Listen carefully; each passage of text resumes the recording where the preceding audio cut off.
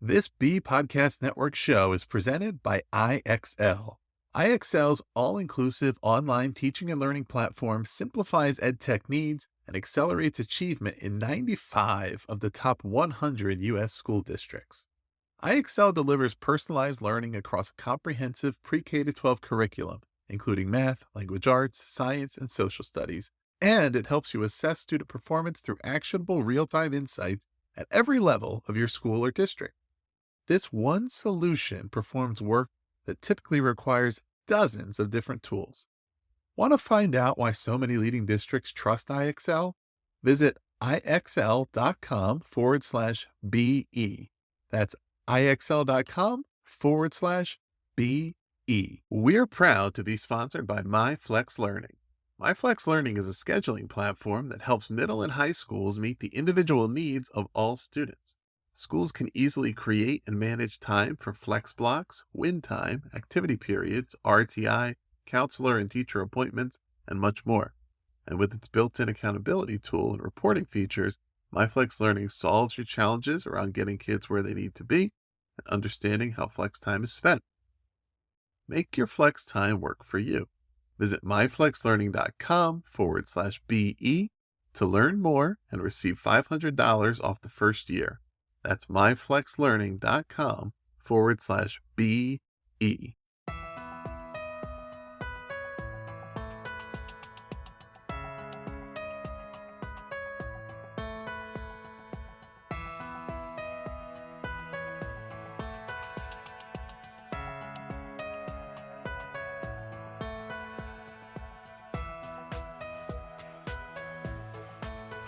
Welcome, everyone, to another episode of the Authority Podcast here on the B Podcast Network. As always, we really appreciate you.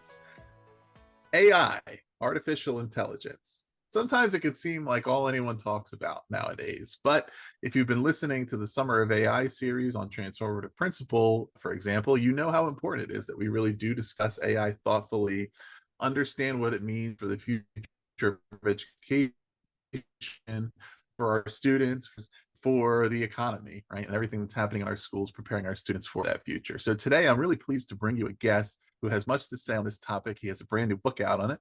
Priten Shah is the CEO of Pedagogy.Cloud, which provides innovative technology solutions to help educators navigate global challenges in a rapidly evolving world. He's also the founder of civics education nonprofit United for Social Change, and he's author of the book we're discussing today, which is called AI and the Future of Education, Teaching in the Age of Artificial Intelligence. Priten, welcome to the show. Thanks, Ross. Thanks for having me. So, one of the things among teachers in particular, but a lot of people, in a lot of different lines of work and parts of society, there's a lot of the rumors, confusion, fear around the rise of AI. Certainly over the past year or so, it seems like all of a sudden it's everywhere. And even though the concepts of artificial intelligence, machine learning have been around for quite a while, it's become inescapable. And I think the more inescapable something is, the more some people want to escape it, right? So I thought maybe what we should start with, just to context set for our conversation, is just to get the baseline definitions of AI and machine learning, understanding just functionally, what does it mean? What is the technology, right? How is it designated when something's in that bucket, so that it doesn't feel like it's everything, right? We have a good understanding of it, and then we can really talk about it more thoughtfully. Yeah, cool. That's a great place to start. So I think the key place to start is thinking about AI in general. And so, the way we like to explain it is it's the mimicking of human-like thinking and processing by a computer. And that seems to be an easy definition for most folks to start with. Now, this has a whole range of things. So we as humans do a lot of different, our intelligence comprises a lot of different tasks. And so we can do something as simple as process auditory input when we're listening to each other talk. We can see each other's faces and facial expressions and recognize there's a lamp in our background. And we can also do some sort of thinking and processing and synthesizing of information that's fed to us. And artificial intelligence is the attempt to at least try to get computers to do all of that.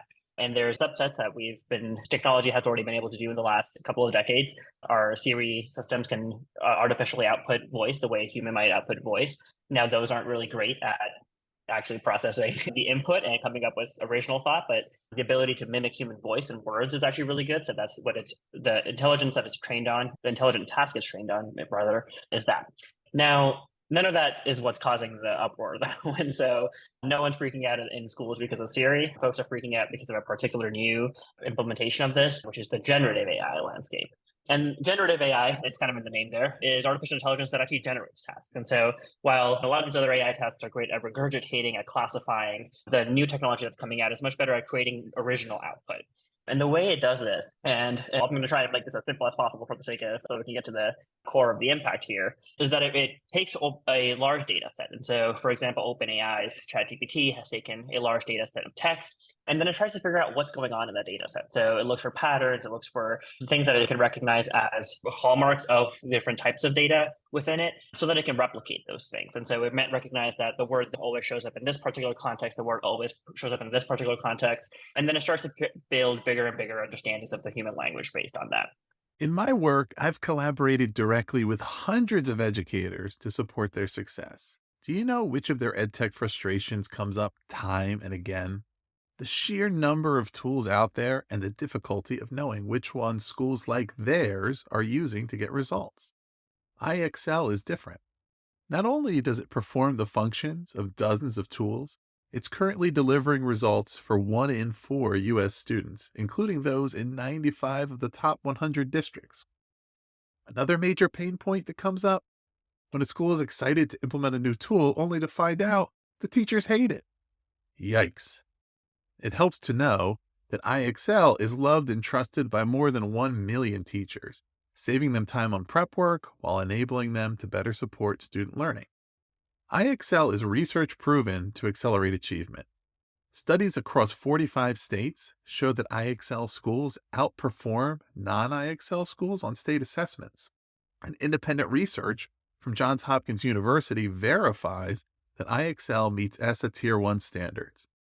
With those results combined with IXL's teacher-friendly reputation, what more could you ask for? If you have a goal to increase achievement for all students, make sure to find out what IXL can do for you. Visit IXL.com/BE for a demo. That's IXL.com/BE. It uses that understanding to now generate new text, new images, depending on what the data that it's been trained on. And that's where it starts to sound more human-like, because it's not copying and pasting something. It's not giving you here's a list of 10 links you can find the way even some of the search engines do. It's producing brand new original output that caters to what you've input into it. Okay. Maybe I'll stop there for a second, but we should. There's a lot more to dig into Yeah, here. I mean, you talk about generative AI and the enormity of that data set and the ways in which it's used. I think that ties into, there's a couple of different ways to group those who are maybe feeling fear around the rise of AI. There may be some who haven't engaged with it much at all and are just kind of maybe hoping it goes away. But then there's a lot of folks, including the creators of the technologies themselves, who are examining various ethical concerns and trying to think about, okay, as these technologies evolve, we understand that they're going to become a part of our daily reality and they're not going to just disappear.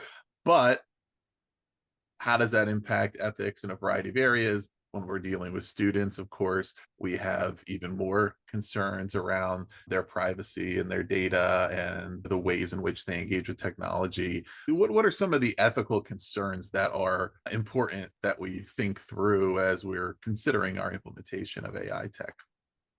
Yeah, and I think that's also another great place to start. I think just centering the conversation on ethics also makes that, I think folks starting to address folks' fears first, and it's a great place to begin the conversation. And so I think the ethics things kind of be put into 2 buckets. And so there's, well, maybe even 3 buckets, right? So you have the first bucket, which is what the students are doing within the school systems as they use these AI technologies. And so their ethical considerations there end up being our privacy security concerns or data privacy concerns, and really figuring out what kinds of data from our students are we sharing with third parties, right? So that's a bucket of ethical concerns that we can definitely talk about.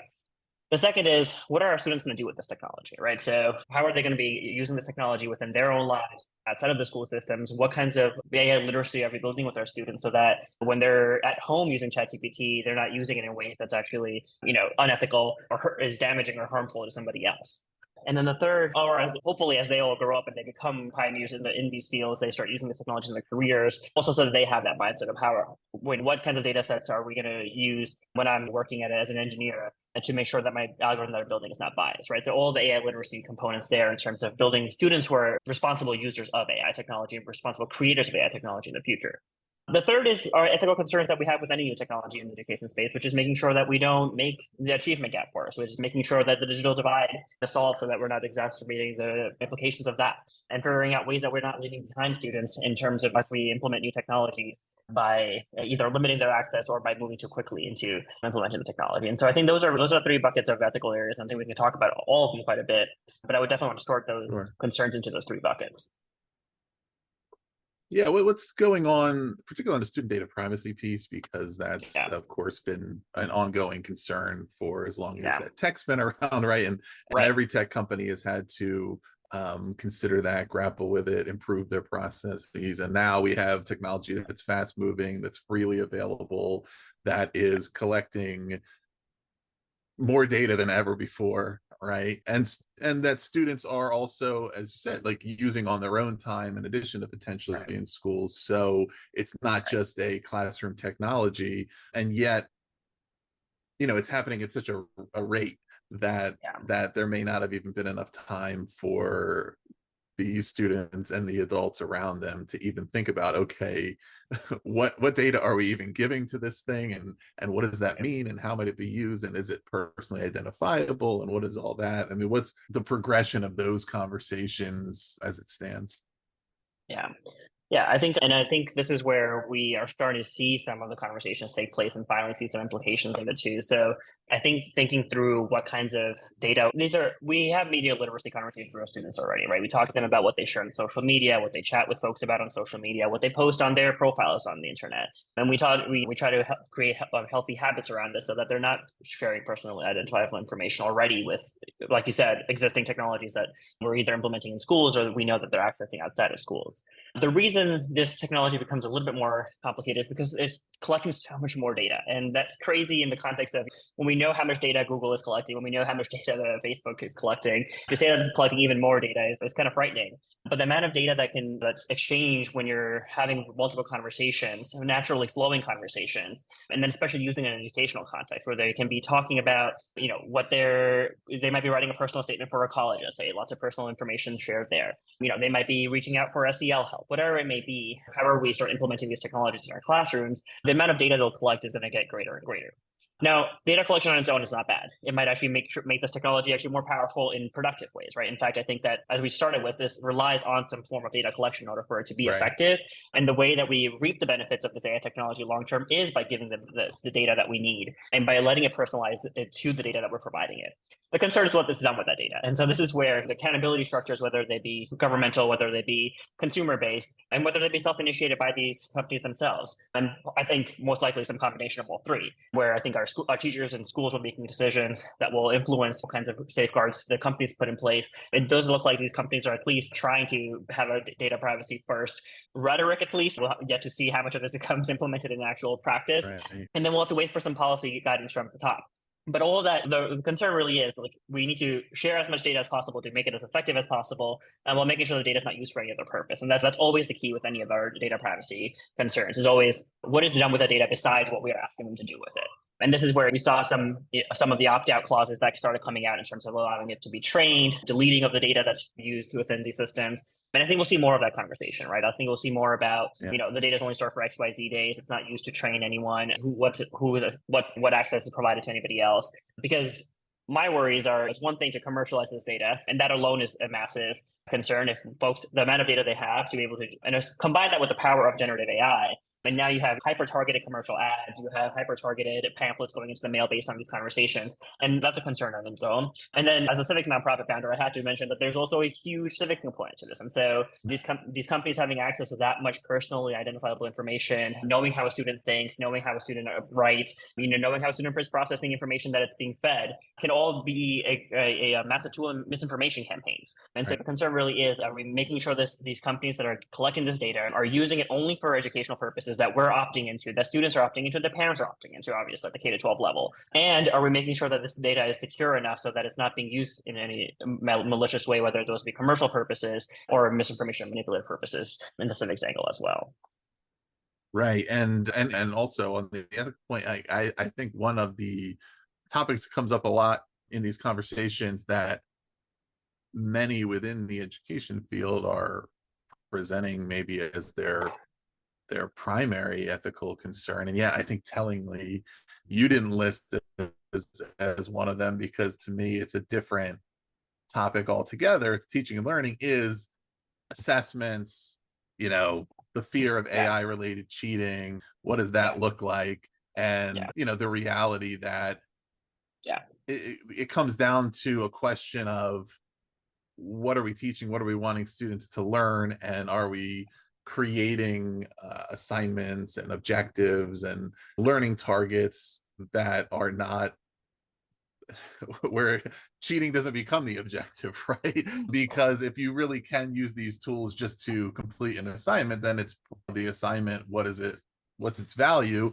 when we think about, okay, if these are the tools that are going to be used in the workplace and so on, right? If we consider that cheating, well, ultimately it's already taken off in the economy that you're going to be at a disadvantage if you don't know how to use the tools. And yet, if you're not learning the types of skill thinking and other things that are going to have you establish your knowledge base and your value apart from the use of the tools, you're at a disadvantage. So what's your perspective on assessment and that question of, oh, we need to outlaw these tools because they're just used for cheating, and how that conversation goes? Yeah, you called me out rightfully on that one. That I purposely do not. I don't think about the plagiarism cheating angle as one of the ethical issues with the AI technology itself, right? So, and I think this is largely because the public narrative has been cheating tool, cheating tool, cheating tool, and I think that's missing the entire picture, right? I think that framing this as a cheating tool, first of all, is feeding into this like forbidden fruit narrative for the students themselves, and so even in terms of like doing a little bit of catching up, I think it was a really poor policymaking angle to go out and tell a bunch of students that we're going to ban this on school computers because it's a cheating tool, which they're now going home and accessing because they all just heard about it through the district announcements that were made in the spring. But the reality is that the ethical problem with banning the technology, it has nothing to do with the cheating, right? And I'll talk a little bit about the cheating in a bit too. But we also have to, I think it's like what you said, right? The students are going to be having to encounter these technologies in the real world when they graduate. And so you start banning these technologies, you start telling them this is something we're not going to talk about, you're not allowed to use it. And we're doing a disservice to our students. And I think we're fundamentally not fulfilling the purpose of public education, right? So, the ninth graders who are walking into the classrooms right now, the world that they're being prepared for, that is not the world they're going to be graduating out into. This world has already looked quite a bit different. Professional areas look very different than they did about 6 months ago, let alone a few years ago. A few years from now, the prevalence of the technology within career paths is going to be substantially greater. And the technology is going to be stronger. And so if we're not even preparing students to use the technology that exists now, I think we're doing them a disservice by approaching this from the let's ban this is a cheating tool, it's a plagiarizing tool, you're not allowed to talk about it, you're not allowed to use it angle. I think the reason that's becoming the primary focus is because we were caught a little off guard. And I think I have lots of sympathy and empathy here towards educators who are struggling with it, because I think we weren't prepared for a world in which all of our assignments became irrelevant overnight. And, I like to compare this to the COVID-19 pandemic in terms of the shock to the education system that it had, with one big difference is that it's not going away. And so I think when COVID-19 was coming around, everybody was like coming up with their Band-Aid solutions. We're figuring, okay, we'll do this for this year. We'll figure out this solution. We'll train our teachers on exactly this subset of things that are necessary to get us through the next 6 months, a year, whatever. We knew there was going to be an end to it. The reality is this isn't going away. And URNs is only going to get stronger, the technology and both ends prevalence. And so I think the reality is that figuring out plagiarism policies, honor policies, detection tools, bands, those are all extremely band-aid options. And I think most of them already don't work. Forget about like will be working Right. or not by the end of the school year. And I think this is where reevaluating our assessments is the key path forward. And that sounds daunting. And I think folks are terrified of it. I think that level of rethinking what homework we're assigning, what classwork we're doing, how we think about what the goals and purposes of our education system is not something that's easy to do within 6 months, a year, even a few years. And there's no centralized place for this conversation to take place, right? So these conversations are taking place. We're having it today. There are conversations that take place at university levels. Folks are having them in their teacher break rooms, but there's no central place where everybody thinks that, okay, we need to rethink what our education system is doing, how we're assessing students, and what we're assessing them for. And I think that's the key here, is that we can figure out stopgap measures to find ways to make sure that the students can still write a polished essay without us figuring out, without using a chat GPT or a Bing chat alternative. But why, right? Like, I think that we really have to ask why, and I think this is where like really thinking about our assessments and what exactly do we want our students to walk away from when they step out of our schools is going to be an important part of having this conversation. And so do we want them to step out of our high schools and when they're graduating 12th grade with this portfolio of 15 polished essays that they're going to walk around the world with? No teacher will tell you that, right? Like no one thinks that the actual finished work product is what is the key benefit of the essay writing process or most of the assignments that are assigned. We ask them to write essays. We ask for because of the process. And so I think when we overemphasize this final work output, where it's we need this polished essay that's due and that's your 50% of your grade, the bar for a student to cheat is really, really low. They have a really high incentive to do so. It's really easy to do so now. And unless we reframe what the point of any of the assignments are and rethink how we approach these assignments, they will take that option. But there's just like there's no honor policy, there is plagiarism detector that is going to prevent students from taking that option. Now, what if that's a lot of naysaying and that's a lot of like the doomsday talk. And when I have these conversations with folks, their questions are, oh, what kind of an honor policy can I build? What plagiarism detectors actually effectively detect AI? Those are not the right questions, right? And unfortunately, that's like I think 80% of the questions we get when we're doing PD, when we're talking to teachers, when we're on our social media. And I get it, right? Like that is the easiest next step to get back to a little bit of normalcy for us. So you use things that we're familiar with, but that's not the reality. Is that those aren't going to work. And so the more we try focusing on, how do we detect this? How do we stop this? I think we're keep missing out on time to sit down and rethink, do we even want to assign a take-at-home essay anymore? Do we want to even assign an essay at all anymore? Do we want to have them write an essay in class? Do we want to have AI technologies be incorporated into the essay writing process with our students, right?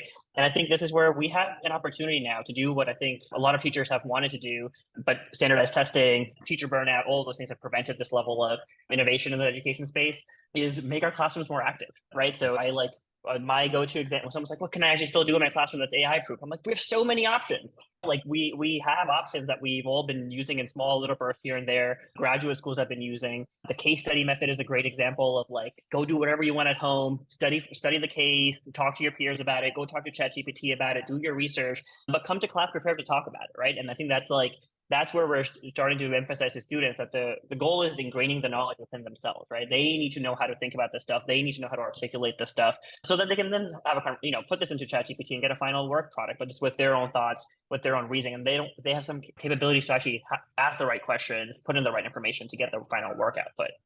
Yeah, I mean, I can keep, again, these are all topics that I could probably keep going on and on about. So I'll let Well, you there's control a the flow here. question, But there's a question as with so much of the discussion, and when we think about education, how it needs to change and innovate, is the work that happens inside the formal education environment, is that context representative of what happens in the rest of the world? So these technologies exist, they're out there, kids have access to them.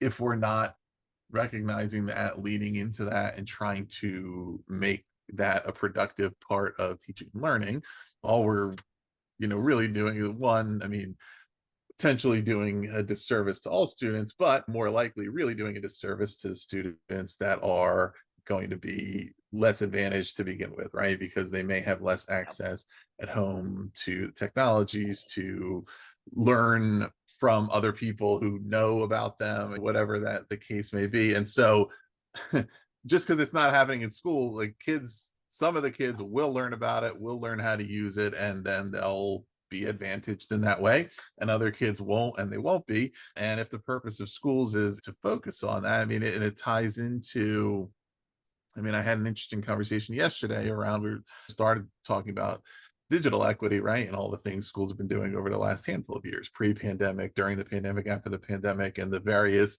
undulations that conversation has taken. And when there's like pushback between it doesn't seem like it's working and things like that. And it eventually led to, okay, well, the overarching objective is educational equity, right? It's equity in opportunity for teaching and learning, opportunity for economic opportunity, et cetera. And then digital equity is a big part of that. But I think there's times when it's misidentified where the inequities are coming from. So in this case, for example, we could have two different schools or two different classrooms where all the students have, there's no prohibitions on any of these tools. Everybody has the same access, connectivity, etc. One teacher is really trained and really effective at teaching with AI tools or any technology, and the other one isn't, right? Well, there's going to be inequity there, that it's not about the digital side of things, but it's part of it is one, that spectrum from okay, rejecting to just accepting and it's okay to really embracing. And embracing, as you talk about with the ethical concern, it doesn't mean just gung-ho saying yes to everything, but it means saying, look, there's high potential here. I need to learn about it. So, you know, and part of that is things that educators can take upon themselves. But another part of it is, okay, these are things that schools and districts need to be thinking about. What does the training need to look like that we're providing to our teachers to make sure that they don't feel confused and fearful about this? They're confident, they understand what it is, they understand that they're allowed to use it and not have to fear that they're going to be branded as facilitating cheating, right? And understand that they're. And now a quick break for a word from our sponsor, MyFlex Learning. Let's talk about flex time in schools. The potential benefits to our students make it totally worth exploring. There's more time for personalized learning, increased choice and agency for students, and the increased engagement that comes along with it, dedicated time for intervention, and overall, as school leaders, it provides you and your faculty more tools to increase academic achievement. But the implementation and management of flex time can be a challenge. Tricky logistics and a lack of clear accountability systems can prevent teachers from buying in. It can hold you back from ensuring students make good use of their time. That's why I'm pleased to share that MyFlex Learning provides a solution to these challenges and more. MyFlex Learning helps you create and manage flexible time for any purpose. And with the seamless SIS integration, a student locator, flexible daily rostering, and intuitive mobile app, it eliminates the common challenges of implementation and management. If you want to see for yourself, visit myflexlearning.com/BE to learn more and receive $500 off the first year of use. That's myflexlearning.com/BE. You'll learn all about MyFlex Learning, what it can do for your school, and you'll receive a $500 off offer for your first year. Check it out. Expertise at teaching with the tools is advantaging their students so that they can learn better from somebody who knows. But what have you looked at as far as thoughts around like the training and guidance to be provided on that part, and not guidance around the honor code, but guidance around, okay, here's how we need to actually push things forward.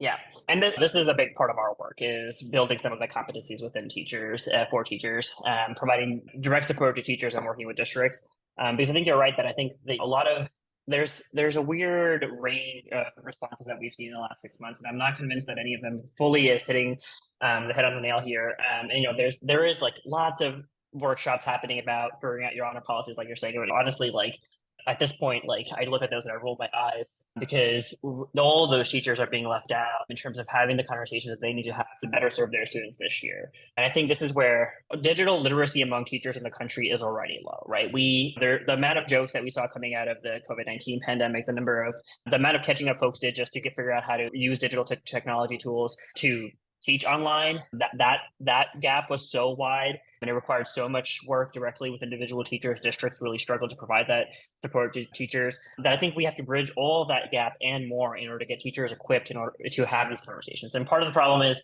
these weren't part of teacher training programs. This is all brand new technology. Teachers haven't, it's not like something that you could have gradually built up a skill set and all this did appear overnight. It's the amount of catching up that teachers, even those who are the most technologically literate and embrace technology openly, are still struggling to figure out the right ways to embrace this in ways that are ethically conscious, in ways that are not disservicing their students, in ways that are not living behind some students, and in ways that aren't jeopardizing their students' digital safety.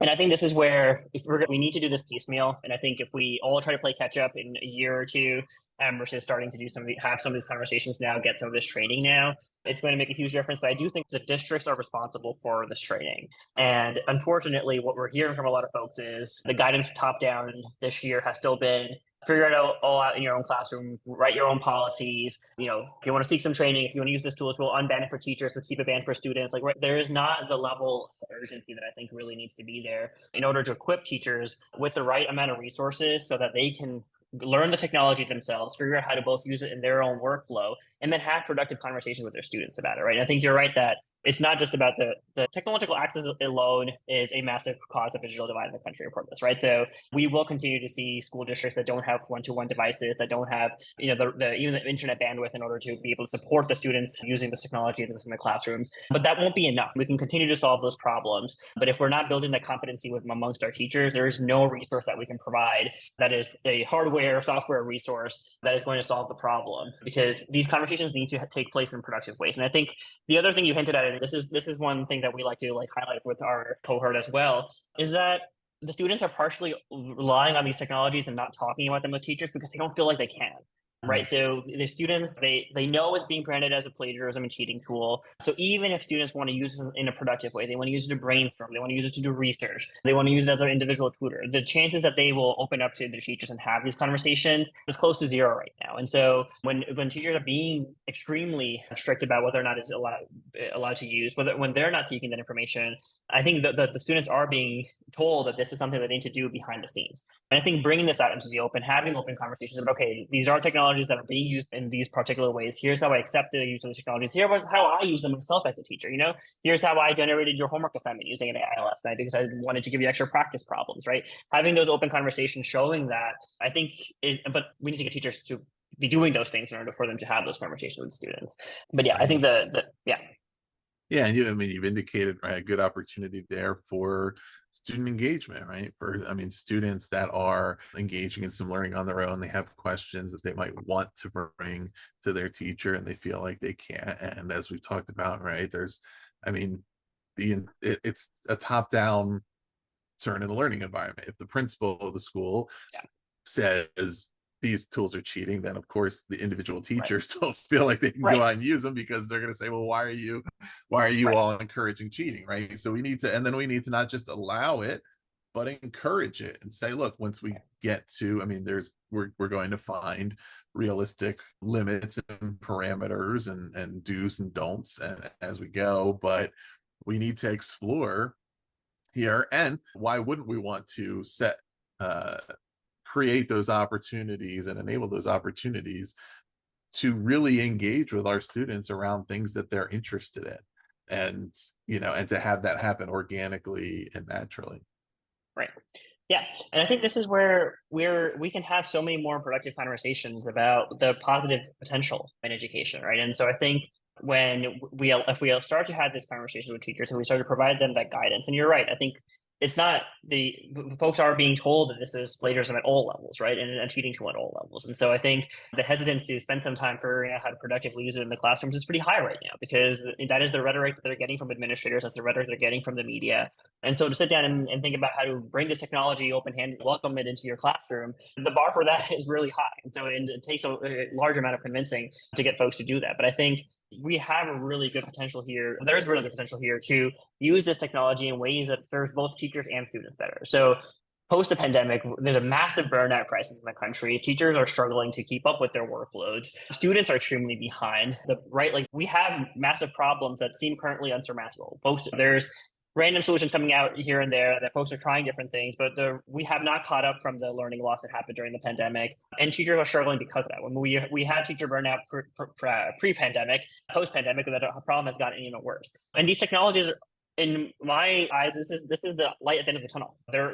This could be, if approached properly, if integrated properly into education systems, the solution to both those problems, right? Offloading a huge chunk of the work that a teacher needs to do in order to be prepared for the next class, so that they're well rested, so that they can show up 100% for their students the next day. There's great benefit there. And when we work with teachers and they start seeing, how much of the work that feels menial and feels taxing to them, that actually that allows them to then show up with the 5 different assignments for all the students with different learning styles, a rubric for all these new assignments that they're coming up with, PowerPoint presentations pre-drafted within one prep period, rather than having to spend days at home at night prepping for these things. They feel more encouraged that they can meet students where they are, and they can do more differentiated learning, can offer a variety of assignments, make their classrooms more active, because now they have some help, and that there's huge potential there. And then if our students are directly using it, this is where, again, we can start to use the technology to play some of that catch-up games, provide them that individualized instruction, have students get practice problems that target exactly the things that they're struggling with, so that when they show up to the classroom, they're a little bit more equipped with the practice that actually suited where their learning gaps were, rather than this generic set of 5 problems that teacher who had to make problems very late at night, right? I mean, this solves everyone's problems if it's used the right way. And that conversation is not happening at the levels that it could be, right? And there's always a gap in terms of getting everybody to be enthusiastic about a technology. We're still in the fear stage of this, but I think when we get there, I think folks are going to start to see that there really is amazing potential here to solve some of the key and long-lasting problems that we've been facing in our system. Right. Yeah. And you touched on, right, we've talked a lot about how it can be used directly with students, but there's numerous ways for teachers to automate, make their work more efficient. And when we're already challenged by an educator shortage, well, why would we turn our back on tools that could potentially solve some of those challenges, instead of saying, well, let's just actually make things more difficult? And when we know that there's already overwork and there's already processes that take enormous amounts of time, right? And PD and teacher growth is another area where there's a lot of potential. Yeah, and I think this is also the easiest place to start getting some buy-in from teachers and from administrators, is maybe we don't bring it into the classroom on September 1st, right? Maybe we're not, the first thing we open our school year with isn't, let's have every single student chat with a AI bot. But I think starting the conversations this fall about how teachers themselves can start using the technology kind of starts to tie in a lot of things we've been talking about tonight, right? They can start building their own competency with the technology. They can learn its strengths, its weaknesses. They can start build their own AI literacy while saving themselves time.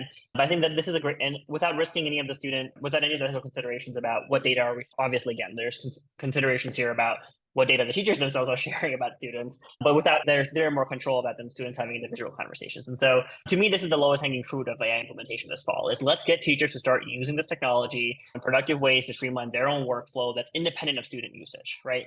That to me seems like the agenda for the fall, is let's start using it those ways. The PD potentials are great. And I think that this is where we need to start having some of these conversations so that we can start just looking at the North Star here. My favorite examples that I've like a webinar co-host mentioned once was like a VR classroom where a teacher is doing a lesson live for a bunch of AI students, and they get some real-time feedback for it. Even sitting down with a chatbot and saying, hey, my students were struggling with this particular concept, or there's some creative ways I can teach it. Hey, I realized that I don't have enough practice, right? I don't have enough practice problems. And for this particular problem, I just think that they would get it after 5 examples. I really need 15. Getting all those things generated, getting the assistance to really streamline your own workflow, get some more advice. I have a student with a special IEP that I'm not used to. How do I approach my lesson for that particular student? All those kinds of things can be used. AI can be used for all those inquiries that can also help the teachers on professional development. Yeah, absolutely. So we've touched on this throughout, but I think one of the ways that we could sort of tie all this together is to contextualize it within the purpose of education overall, right? The purpose of education long term. A lot of it is determined and has been determined, but it's also shifting quickly. So, how are you viewing when we think about, okay, here's what the purpose of schools is, here's what we're trying to do for students, here are technologies who perhaps could help that. How does it all fit together to you? Yeah. So I think oftentimes when we're thinking about the purpose of education, especially in the US with the student loan crisis, with high rates for higher education, let alone the cost of just like providing a public education in the US, we're very career oriented. And so a lot of the rhetoric is you have to do really well in school to get this really good job so you can provide for your family. And there's lots of mission statements out there. There's lots of theory out there that says that's not why we provide public education. That's not why we have liberal arts universities in the country. But the reality is no one's on the ground. No one is, not students, not teachers, not administrators. No one is seeing their purpose as that. And this is where I put my like philosophy hat on for a little bit. And my worry is that this is not the reality is that we don't know what the workforce is going to look like when these students are graduating. And so we don't know what jobs will still exist. We don't know what jobs will require what skills. And there's some predictions out there. We can all predict about which STEM skills will be more likely, which human skills will be more likely to be prioritized in the economy. But there's a good deal of this that is much more unknown than it ever was before. So we don't know what government interventions are going to be. We don't know what kinds of bans are going to be put in place on these technologies that will allow some careers to still flourish while other careers completely go away. There's a lot of unknown. But one thing we all do know is that the importance of forming individuals who can flourish in a society is still there. And so this is where I think figuring out ways that we can help our students navigate their learning process as something that's important for them for the sake of learning itself. I think that's really where we need to start thinking about, especially as we think about we can't prepare students for the current world. We don't know where the world is going to be, but we do know that students will always have to interact with their fellow humans. They will have to engage in the civic process at some point, and figuring out how can we build our education system so that students are better equipped to do that, right? So, in the last few years, we've seen a heavier emphasis on SEL. We've seen some heavier emphasis on civics, and I think that those are all roles that schools will need to continue to provide. Meeting our students, helping our students become well-functioning adults is a purpose that is independent of what society looks like with or without AI. And so I think figuring out ways we can start making sure that we're honing on that, having those conversations at the high level, at the individual teacher level, I think that's where we need to be. When you look at, so of all the different functions, options, potential problem solved that you've investigated, is there any that stands out as most exciting to you about where we could take schools in a few years if we get really good at using and implementing these technologies and aligning them to the very real challenges that exist, but also opportunities? Yeah, I think this is where I think we combine those two things, right? The technology and what I think we should all kind of try to like hone in on as the purpose of education. There's amazing opportunities for students to kind of take their own learning journeys, right? And I think this is where allowing students to kind of figure out what their interests are, explore them in depth. That's not possible when you have a classroom of 35 students and one teacher in the front who has to provide a standardized curriculum to everybody. I think that the level of individualization that we can have with this technology means that we can kind of allow students to explore whatever they want within these various topics.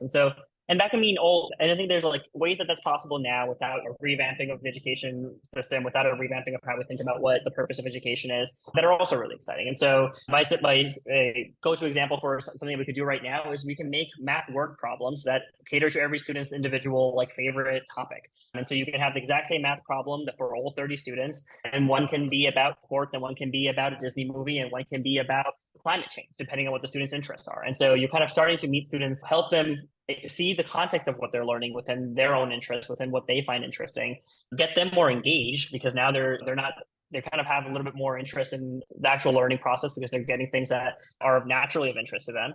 But that can also, that's now. In a few years, that can mean that an entire course that they take is based on their own interest. And so maybe they have a civics requirement, but they spend that entire year focusing on a particular topic that's of interest to them and using AI technologies that can kind of help guide them through that process with the help of a teacher to learn about either climate change or learn about gender justice or learn about the voting system and voting rights, and kind of have that opportunity to explore really what's of interest to them to increase student engagement. Because at the end of the day, one of the problems we're going to continue to face, and one of the problems that we're facing now is student engagement within our schools. And so again, then the reason why we're having to apply band-aid measures, the reason we're having to apply authoritarian measures is because that engagement level is really high. The buy-in isn't there from students. They're struggling with they're struggling with their level of buy-in into the education system. And so we are having to be pretty strict about work pretty hard to make sure that they stay aligned with what we want them to do. If we meet them a little bit closer to what they want to be doing in the school system, using AI technologies, because we no longer need an individual tutor per student in order to make some of this reality, I think we can actually get students to be more excited about coming to school. Yeah, well, and isn't that a good thing to be excited about? Listeners, my guest has been Priten Shah. The book is AI and the Future of Education. It's available on Amazon, Barnes and Noble, wherever you get your books. We'll put the link to that below. Priten, is there anything else you're working on or anything else our listeners should check out? Our Instagram. So we have lots of suggestions there for folks to kind of start using this technology themselves. Prompt suggestions, tips and tricks, news headlines. So that's at Pedagogy Cloud. And we like to share lots of free resources there for folks. Awesome. Listeners, check that out. We'll have a variety of links below for you to learn more. Please do also subscribe to The Authority for more in-depth author interviews like this one, or visit bpodcast.network to learn about all of our shows. Thanks for listening, and we'll connect with you again next time.